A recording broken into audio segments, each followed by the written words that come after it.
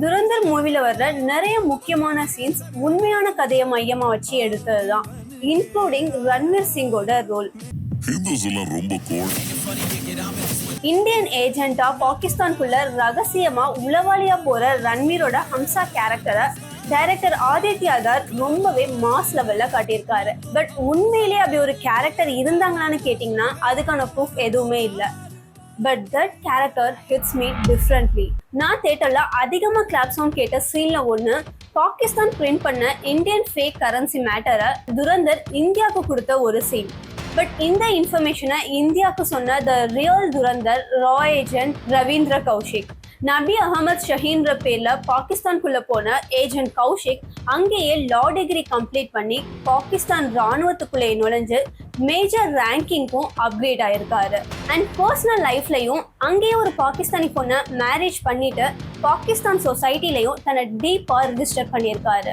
1979 and 83ல பாகிஸ்தானோட அணுசக்தி ரகசியத்தையும் ராணுவ ரகசியத்தையும் கேதர் பண்ணி இந்தியாவுக்கு கொடுத்திருக்காரு. இவரோட இந்த கரேஜியஸ் ஆக்டை பாராட்டி அப்ப பிரைம் மினிஸ்டரா இருந்த இந்திரா காந்தி இவரை த பிளாக் டைகர்னு ஆனர் பண்ணியிருக்காங்க.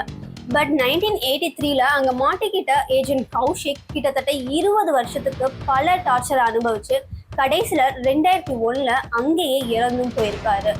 இன்னொருத்தர் நம்ம இந்தியன் நேவியை சேர்ந்த கமாண்டர் குல்பூஷன் யாதவ் 2016ல அரெஸ்ட் ஆகி இன்னைக்கு வரைக்கும் பாகிஸ்தான் ஜெயில இருக்காரு.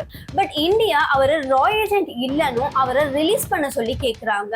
ஆனா பாகிஸ்தான் கமாண்டர் குல்பூஷன் ரா ஏஜென்ட் தானு அவரே வாக்குமூலம் கொடுத்த ஒரு வீடியோவை ஆதாரமா காட்டுறாங்க.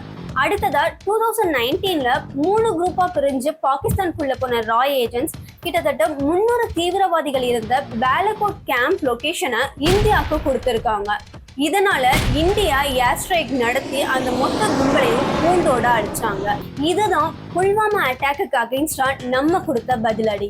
இப்படி இன்னும் பேர் தெரியாத பல இந்திய வீரர்கள் உளவாளிகளா இருக்காங்க. வாழ்ற வரைக்கும் தன்னோட அடையாளத்தை மறைச்சிட்டும் சப்போஸ் அங்க மாட்டிக்கிட்டா நினைச்சு கூட பார்க்க முடியாத கொடுமையை அனுபவிச்சு அங்கேயே இறந்தும் போறாங்க. அதோட அவங்களோட வீரமும் தியாகமும் அங்கேயே அவங்களோட புதைஞ்சு போகுது. அவங்க இறந்த நியூஸ் கூட அவங்க ஃபேமிலிக்கு போய் சேர்றது கிடையாது.